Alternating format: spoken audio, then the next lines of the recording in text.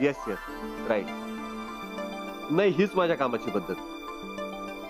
कसं असतं ना, डोक्यात अनेक गोष्टी सुरू असल्या ना की आपल्याला ज्या गोष्टीवर लक्ष केंद्रित करायचं नेमकं तिकडेच दुर्लक्ष होतं. हो बरोबर बरोबर. नाही, म्हणून मी एका कामावरच फोकस ठेवतो आणि ते काम झालं की मग दुसरं काम हातात घेतो. हो, हरकत नाही हरकत नाही. मला छान वाटलं तुमच्याशी बोलून. Thank you bye. अरे वा, हो मला वाटलं होतं झालं असेल, पण मुलाखती तर अजून विसरूच आहेत. नाहीतर काय, असं वाटतं उगाच दिला इंटरव्ह्यू. सारखे एकामागून एक फोन येते, डोक्याला वैताग आला. हो असं कसं? आणि त्यात कसला आला वैताग? उलट मला तर लई भारी वाटते बघा. आणि तुम्हाला खरं सांगू का छोटे मालक, मी मुलाखतीत एकदम भारी बोलते. काही भारी वगैरे नाहीये, त्यांच्या एक दोन प्रश्नांची उत्तरं दिली, त्यात काय भारी? हो हीच तर तुमची खासियत आहे. तुमच्या साधेपणात बी तुमचा सच्चेपणा दिसून येतो आणि म्हणूनच तुम्ही बोललेलं ना लोकांना आवडतं. अच्छा, असं का? लोकांना, तुम्हाला नाही? आता ते बी सांगायचं असते वय, ते नसतं सांगायचं. पण छोटे मालक, तुम्ही एक मात्र चांगलं केलं, त्या आबासाहेबांचा खरा चेहरा समजांसमोर आहे. रमा, या सगळ्यामध्ये मला तुमची साथ होती म्हणून. तुम्हाला माहितीये, मी जेव्हा लहान होतो ना तेव्हा एखादं चांगलं काम करायचो किंवा शाळेत बक्षीस मिळालं ना तर घरी आल्यावर आई मला काहीतरी अजून बक्षीस द्यायची. हो का? तर ते फिलिंग मला आत्ता येते. म्हणजे म्हणजे असं, मला असं वाटतंय तुम्ही मला काहीतरी बक्षीस देणार आहात. छोटे मालक, काही काय तुमचं? आता लाजायला काय झालं? अहो मग तुम्ही बोलतच तसे आहात. मी कुठे काय म्हणालो? मी म्हणतोय मला बदामाचं दूध हवंय. अच्छा अच्छा, बदामाचं दूध का? तुम्हाला काय वाटलं?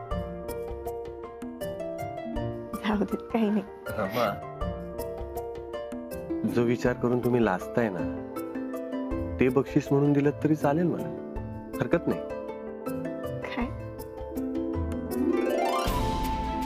उलट ते जास्त आवडेल मला. छोटे मला भाऊ काय करतायत? इंटरव्ह्यूचे फोन नाही येतात का तुम्हाला? हे बघा, जाऊ द्या, रोजगार केंद्रात जाते. एवढी काय? छोटे मला भाऊ, बायका वाट बघत असतील ना? बघू दे. छोटे मला भाऊ सोडा ना. तेच म्हणतोय, चला मी तुम्हाला सोडायला येतो. हे बघा, रोज रोज तेच तेच सांगायला लावू नका. रमा ऐका.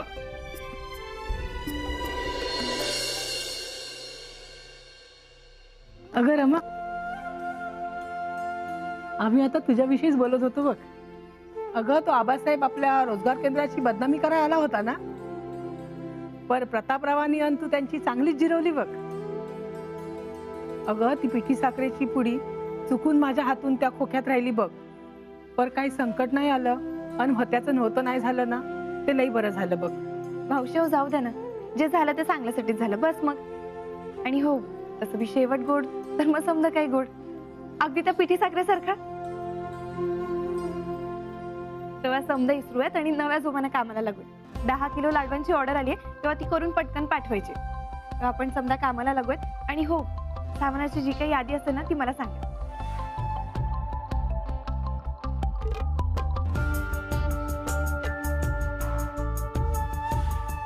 सर तुम्ही असू दे असू दे. अहो या ना. तुमच्या गडबडीच्या वेळेत अडथळा तर नाही ना आणलेला? हो असं का म्हणताय? रोजगार केंद्र तुमचंच आहे. मला तुमच्याशी थोडं महत्वाचं बोलायचं आहे. या रोजगार केंद्राची बदनामी करण्याचा प्रयत्न केला गेला, पण आपण तो हाणून पडला हे तुम्हाला समजलं असेलच. पण हे सगळं का झालं माहितीये? कारण हे रोजगार केंद्र छान चालावं, नावावर रुपायला यावं म्हणून तुम्ही जी अफाट मेहनत घेतली त्याचा हा परिणाम. त्यामुळे कोणीही यावं आणि याला नष्ट करण्याचा प्रयत्न करावं इतकं हे सोपं नाही. रमाने तर आधीच पुरस्कार मिळून याला वेगळ्याच पातळीवर नेऊन ठेवलेला आहे. त्यामुळे मी इथे तुमच्या सगळ्यांचं विशेष कौतुक करायला आलो. तुम्हाला सगळ्यांना माझ्यातर्फे 10,000 रुपयाचं पाकिट. हे तुम्ही स्वीकारावं एवढीच इच्छा आहे. कारण तुमच्यामुळे पाचवडला नवीन ओळख मिळाली आणि गावचा विकास सुरू झाला. त्यामुळे ही भेट स्वीकारा. अहो रावसाहेब, खरं म्हणजे तुमच्यामुळेच आमच्या घरच्या चुली पेटतायत, याची काय बी गरज नाही. अहो ही कौतुकाची पावती आहे असं समजा. रमाके ते सगळं मावशी हे घ्या.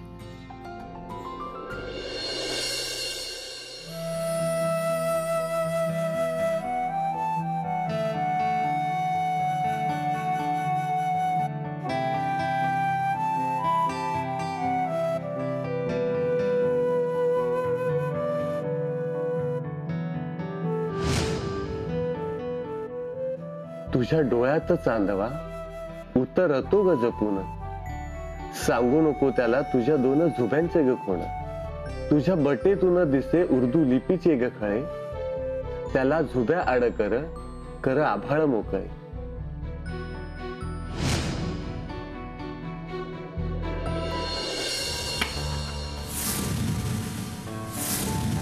काय तुमच्या घरची लक्ष्मी तुमच्या घरी परत. हे रावसाहेबांबरोबर गद्दारी करण्यासाठी तुम्ही जे मला पैसे दिले होते ना ते, त्यातले 1 रुपया सुद्धा खर्च केलेला नाही मी. नीट मोजून घ्या. ऐ, बाबासाहेब पैसे गड्ड्या कधीच मोजत नसतो. आता समोरच्याला कसं टसायचं ह्याच्या शिकवणे घ्यायला सुरुवात कर तू नागाच्या. नागापेक्षा विषारी आहेस तू. उलटलास ना माझ्यावर. अहो उलटायला मी तुमच्या बरोबर कधी होतो आबासाहेब? मला फक्त तुम्ही रावसाहेब आणि प्रतापरावांना त्रास देण्यासाठी किती खालच्या तराला जाऊ शकता ना ते बघायचं होतं. आणि आबासाहेब, मी जेवढा विचार केला होता ना त्याच्यापेक्षा खूप नीच थराला गेला तो तुम्ही. तुम्हाला मला काय साप नाग जे काय म्हणायचं ना ते म्हणा, पण एक गोष्ट सांगतो, ते तुम्ही आहात. आता काय हवा टाईट झाली ना, आला ना गोत्यात. तरी नशीब प्रतापरावांनी तुम्हाला माफ केलं, नाहीतर परत एकदा जेलची हवा खायला लागली. अहो आबासाहेब, आता तरी जरा सुधारा. तो अंकुश सुधारला तसं जरा जबाबदार म्हाताऱ्यासारखं वागा. हा, सगळा गाव तुमच्याकडे काय म्हणून बघतोय याचा जरा तरी विचार करावं. नाहीतर एक दिवस काय अवस्था होईल ना तुमचं तुम्हालाच कळणार. ए, रावसाहेबाच्या पक्षात गेला म्हणून स्वतःला काही शाळा समजायला लागलास काय? माझ्यासमोर तोंड वर करून बोलतोस ते. तुम्हाला काय वाटलं आबासाहेब संपला, यापुढे काहीच करू शकणार नाही? भलत्या भ्रमात राहू नका तुम्ही. लवकरच असं उत्तर देईन ना मी की आयुष्यभर लक्षात ठेवी तो प्रताप जाधव.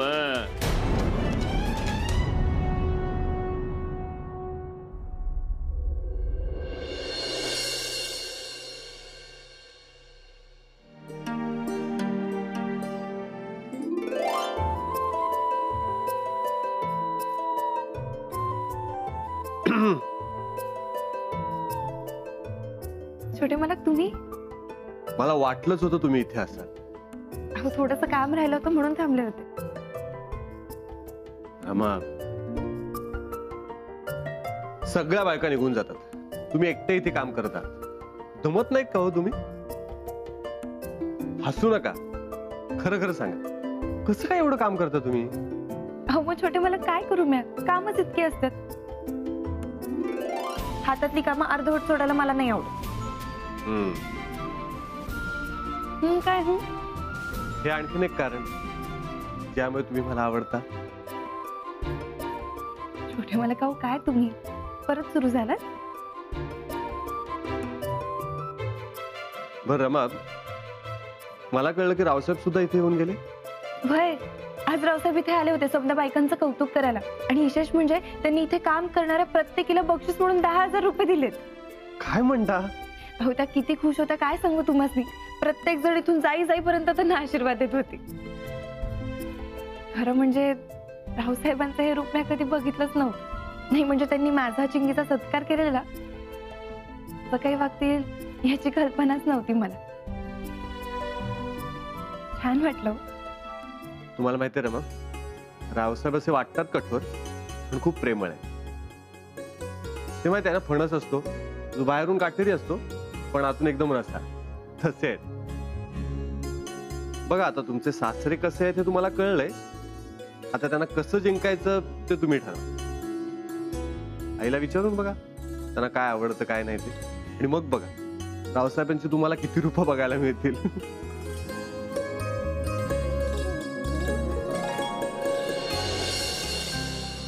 अगं हो, कळतंय नवीन साडी आहे, किती वेळा दाखवणार ते. रमा आली नाही अजून आणि पिंटे पण नाही आलाय. त्याची कशाला वाट बघतेस? येता येताना वाटेत मित्र भेटले असतील, गप्पा ठोकत बसला असेल. भुकेनं कळवळला की येईल.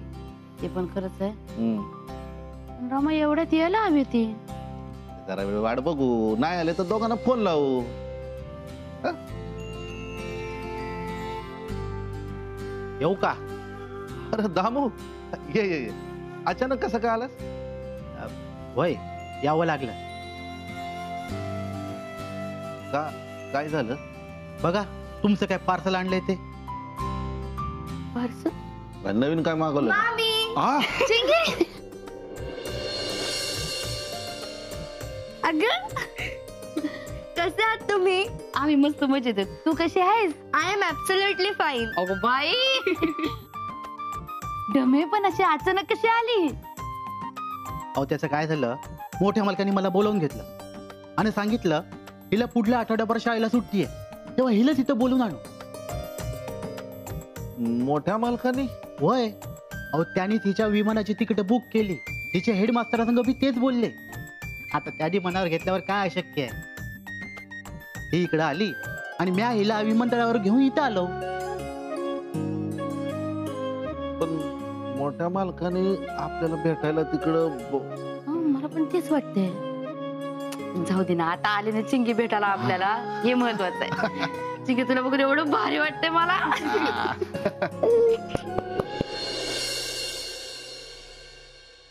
हो, मीच बोलून घेतलं होतं तिला इकडे. मला ना कधी कधी कळतच नाही तुमचं नक्की काय चाललंय. असं वाटतं ना मी अजून तुम्हाला ओळखलेलंच नाहीये. मग असं तर मी पण म्हणू शकतो. हो, लग्नाला 25 वर्ष झाली आपल्या, तरी पण तुमच्या मनात काय चाललं असतं ना ह्याचा अंदाजच बांधता येत नाही मला. मग कशाला बांधते अंदाज? 25 वर्षात एवढं समजायला पाहिजे तुम्हाला. तेही आहेच म्हणा, पण आता अंदाज नाही बांधणार.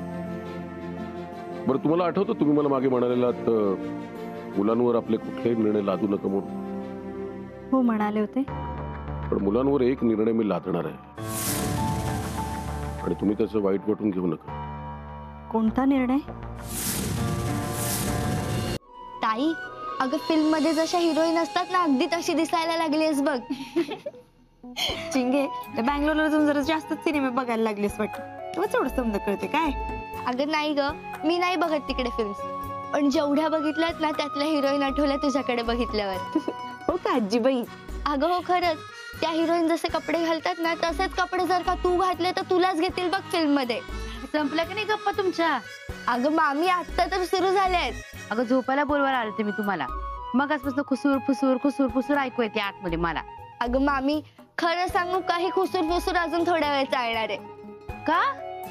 अगं मारू देत की गप्पा मला ताईशी. आम्ही जर का आत येऊन गप्पा मारल्या ना तर तूच ओरडशील आम्हाला, तुमच्या आवाजाने झोप येत नाही म्हणून. होय का? मग आता मी इथं बसते तुमच्यावर गप्पा मारत. हा नको नको, मी आणि ताईच मारतो गप्पा. तर मारा गप्पा, पण लवकर झोपायला या. कसे तुम्ही सुट्टीवर आलेले आहेत बाईसाहेब, आणि त्यांना उद्या कामाला जायचंय. आणि गप्पा अगं मामी, तू आत गेलीस तर आम्ही येऊ ना पटकन. यावर कपट पटकन. हा. चिंगे, मला सांग अशी अचानक कशी आलीस तू? अगं ताई, तू 10 वेळेला मला हाच प्रश्न विचारला, पण मला खरंच माहित नाही मला इथे रावसाहेबांनी का बोलवलं. अगं त्यांचा फोन आलेला प्रिन्सिपल सरांना, ते बोलले त्यांच्याशी, आणि तशीही मला 10 दिवसाची सुट्टी आहे ना, मग आले. आणि बरंच झालं मी आले, मला मज्जा करायला मिळाली. ताई, आता लवकरच तुझं लग्न छोट्या मालकांशी होणार. तुझ्या आयुष्यात परत आनंदाचे क्षण येणार. मला तर विचार करूनच मस्त वाटतंय.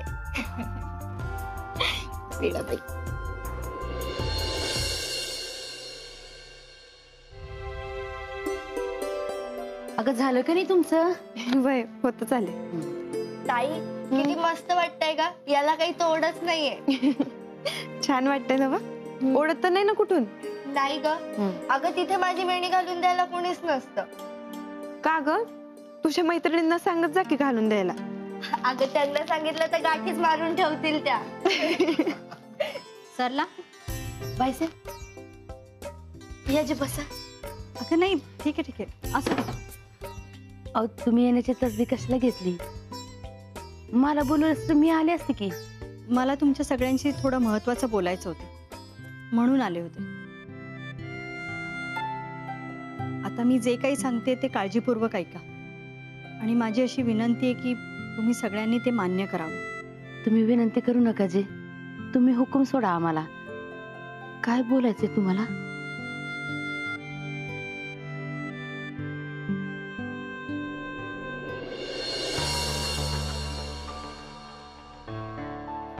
रावसाहेब, आईला सांगा मी संध्याकाळपर्यंत येतो. 1 मिनिट प्रतापराव, बाहेर चाललेल्या माणसाला विचारू नये कुठे चाललास, पण अहो कृषी उद्योग समितीची मीटिंग आहे, तिकडे चाललंय. त्यांना फोन करा आणि त्यांना सांगा की मीटिंग पुढे ढकलण्यात आली. हो पण फार महत्वाची मीटिंग आहे. मी सांगितलं ना तुम्हाला, तुम्ही फोन करा, त्यांना सांगा मीटिंग पुढे ढकलली. हो पण एवढं काय महत्वाचं काम? तुम्ही फोन करणार आहात का मी फोन करू? तेजू लवकर. हो हो.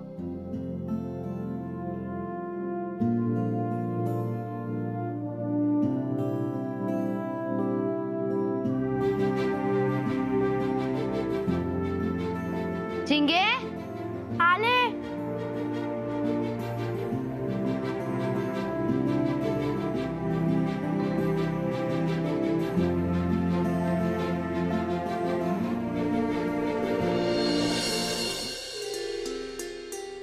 अरे वा रमा, खरंच खूप सुंदर दिसतेस. चिंगी, सुंदरतेची खाण. छोट्या मालकांची जान. चिंगी, बघितलंस का चिंगी, दादाचं नाव घेतल्या घेतल्या कशी लगेच लाजते. हो नाही, हे म्हणताना पण लाजतेस तू.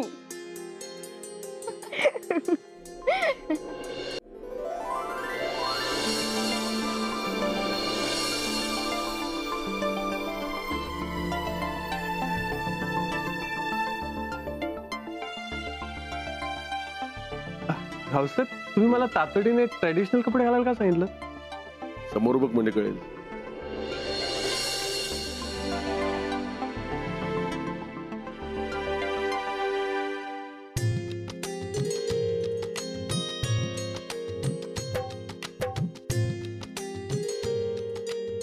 रावसाहेब, हे सगळं काय? अहो साखरपुडा आहे तुमचा.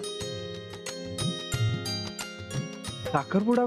मागच्या वेळी तुम्ही मला तुमचा साखरपुडा करायची संधी दिली नाही, म्हणून म्हटलं आता न विचारताच करून टाकूया. रावसाहेब, पण साखरपुडा म्हणजे का? काय झालं? पण पाहुणे येतील, पक्षाची माणसं येतील, आपण त्यांची काहीच व्यवस्था केलेली नाहीये. त्यांची व्यवस्था केलेली नाहीये कारण त्या कोणालाही बोलवलेलं नाही. या बरोबर मुहूर्ताच्या वेळेवर गुरुजींना घेऊन आले. या या या या. आता मुलगा मुलगी तुमच्या ताब्यात देतो, तुम्ही लगेच कार्याला सुरुवात करा. हो. या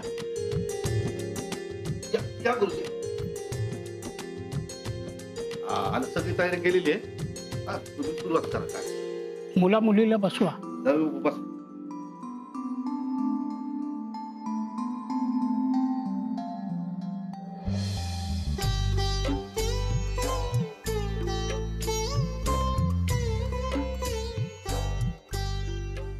तू हळद कुंकू लावून घे.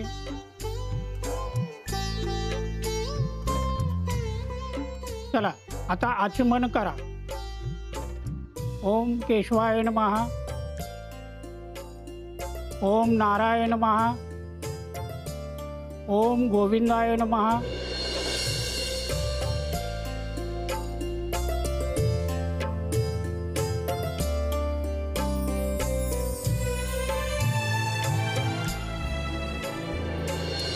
चला आता आपण देवाकडे प्रार्थना करूया की घरामध्ये जे मंगल कार्य चालू आहे ते निर्विघ्नपणे पार पडू द्या.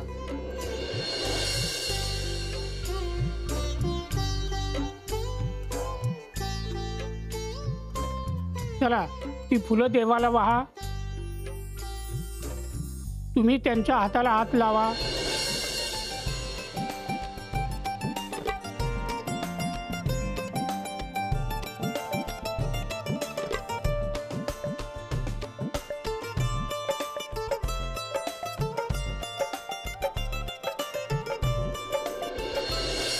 चला आता देवाचा आशीर्वाद घ्या.